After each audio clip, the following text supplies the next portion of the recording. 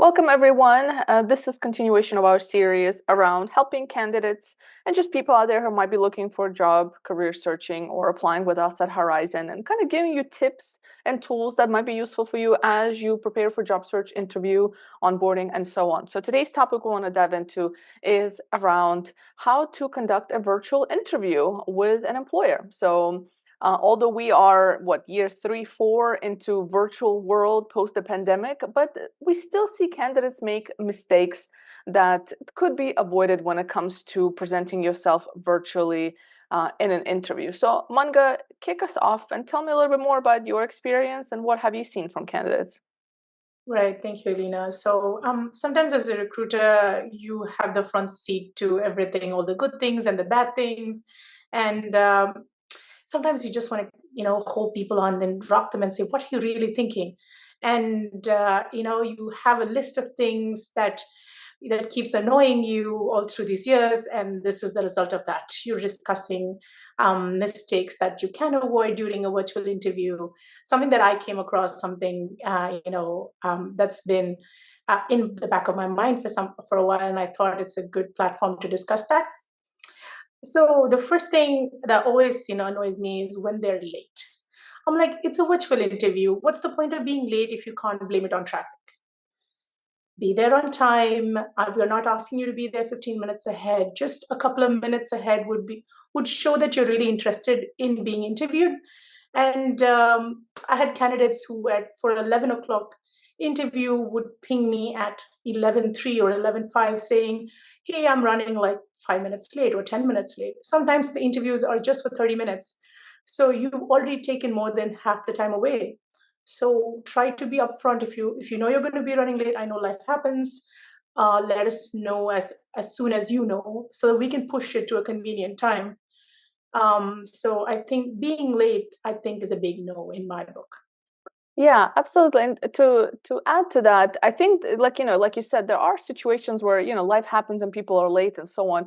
But giving a heads up, even though understanding, it might take away from that interview time, or better yet, rescheduling so that you are at the best position possible to present yourself accurately in front of the interviewer, I think is important. But yeah, I think it's just, a lot of times when people just show up and don't even acknowledge that they showed up late, I think that's another kind of red flag. So because like you said, like in a virtual world, hopefully you prepare, hopefully you think about it, hopefully your internet connections checked before, your videos checked before, and so on, right?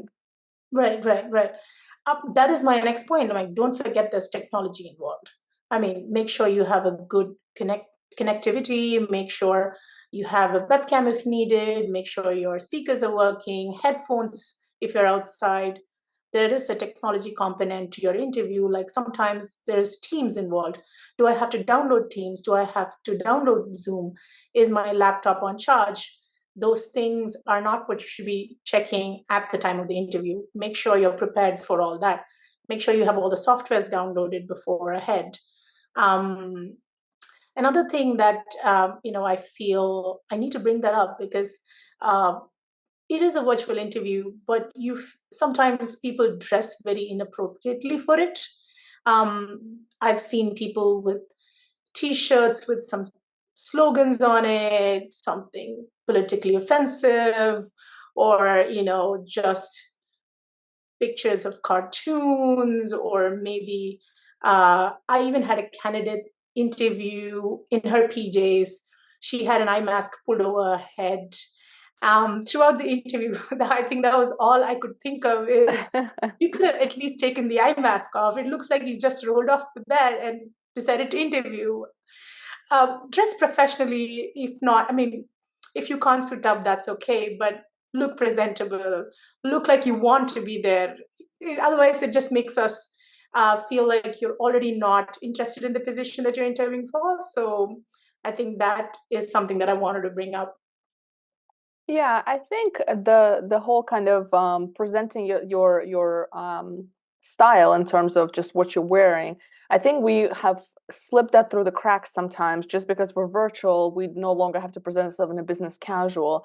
And that is a big red flag because it's, you're still on camera. That person still sees you. And I think there's a big misconception that virtual interviews is somehow more casual or somehow more laid back. And that's not the correct. You should approach it just the same way you approach an in-person interview. And would you show up in a graphic tee that says something inappropriate or a silly cartoon or so on, unless you're interviewing for like a gaming company, maybe that might be appropriate. But when you're interviewing in our world of kind of software development and tech and government contracting type of world, like you really want to make sure you're bringing your A game. And the sleeping mask over, that's just not acceptable by any means. So it's but it's funny because I think that we don't know what we don't know, and hopefully people hearing this will think twice and actually pause and think, what am I wearing to this interview? How am I presenting myself? Whether it's how your hair looks, whatever it is, right? Like making sure that the things you're putting on that morning or for that interview is work appropriate. Right, because when I was in George Mason last year, helping them with the handshake program, some of the first questions the kids, the candidates, they asked when they walked in is, "Am I rightly dressed?" So it's a concern when you see me in person. The same concern should be there when you meet me virtually as well. Right. Another thing I feel is something that's been not mentioned enough is don't have distractions in the background. Some yes, the work from home setup is very different. We're all pressed for space, and most of the time our work is set up in our bedroom area, and I understand how that works. But I've seen it all. I've seen unmade beds, undergarments hanging out from the closet, cat litter. I've seen it all, literally, like mountains of laundry unfolded. Um, it just gives us it one distracts us from what we want to focus on. Also, I'm reading into the person much more than I want to. Oh my God, he's messy. He's not being considerate. He's not prepared. So let me do my job by focusing on what I want to do. So make sure you have like a good background, a clean environment, or just face towards the wall. Have your background as the wall. That way, we're not looking at something that we shouldn't. And also another thing is a lot of people take up their interview in the phone or in an iPad when they're holding up their instrument in their hand the whole time. Sometimes your hand gets tired and they rest it on their lap and it's shaky most of the time. It kind of feels like I'm sitting on a roller coaster and I end up with a headache or migraines. So something you might want to just think is find a platform you want to rest your device on. um, just small considerations sometimes give better results. I think that's a point I also want to kind of double down on is, how you're presenting, how you're, what device you're using. And I think nothing is wrong with using a phone, but to your point, position it where you don't have to worry about your hand getting tired or it's not shaky. Or sometimes when people are like kind of looking down, so it says like I just see your chin and kind of that view of you, which is just not it's not a very conducive way to do an interview. And the other kind of pet peeve I have around phones is I don't mind if you're on your phone, that's totally fine, or an iPad, but position accurately. But what sometimes does throw me off is if people are taking interviews in their cars or they are walking somewhere and it's very distracting. And so I don't mind if you're doing that, or like I've had a candidate, he's like, listen, I just dropped my kids off. I didn't get a chance to get home. I had to run, take care of the kids and so on. And I totally understand, but give me a little disclaimer of why you're taking this in the phone or walking somewhere, and so on. Like life gets busy and like, we want to be understanding, but it's almost like as if you didn't really prepare, Right. and you're not really taking it seriously. And you have to remember that at the end of the day, it's distracting, and you want to position yourself in the best way possible. So having that distraction and not acknowledging it, whether it's you're walking and wind is blowing into your phone or your headphones and I can't hear you properly, it's very difficult to position yourself in the best light possible. And for better or for worse, it's just what it is.